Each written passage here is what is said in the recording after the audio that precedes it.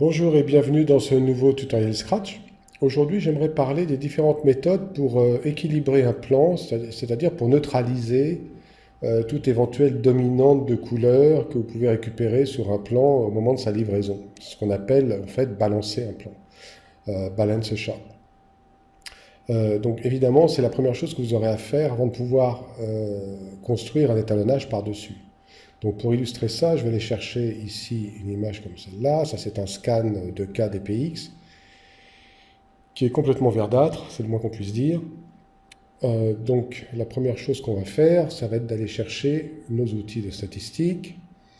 Ici mon histogramme, donc je vois bien que j'ai un bel offset au niveau du vert. Je réduis un petit peu ma courbe pour l'afficher mieux, voilà.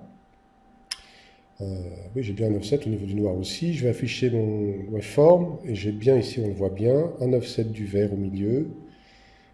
J'ai mon bleu qui est complètement écrasé à droite.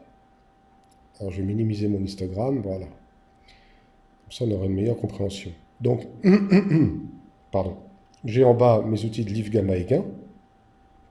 Donc typiquement, la manière dont on travaille, c'est d'utiliser donc ces outils de Lift Gamma et Gain pour ajuster notre équilibre en faisant ça donc au niveau des primaires.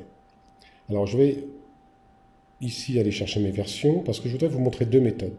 Je vais créer une version, voilà. Donc on va commencer par la méthode pardon, entre guillemets traditionnelle, où j'ai mes Lift Gamma et Gain qui correspondent grosso modo au bas de mon waveform, le gamma étant le milieu et le gain étant la partie haute.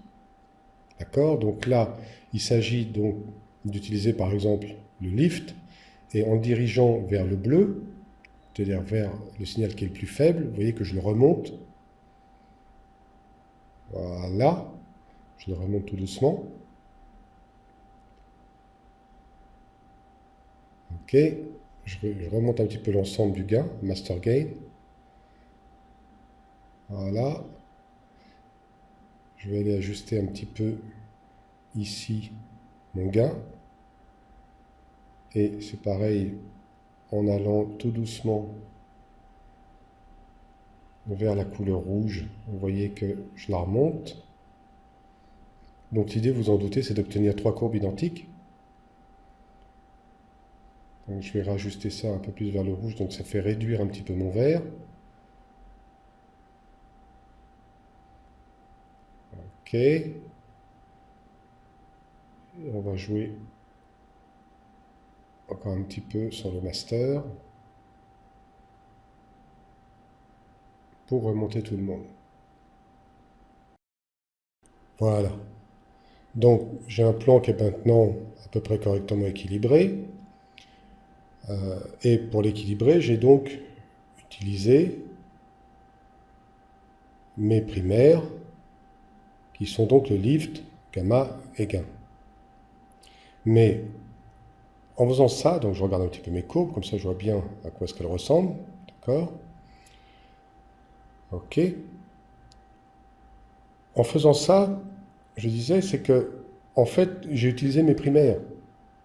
C'est-à-dire que maintenant, mes primaires sont occupées. C'est-à-dire que si je veux construire un étalonnage par-dessus, puisque j'ai utilisé mes primaires, il va falloir que j'utilise des secondaires.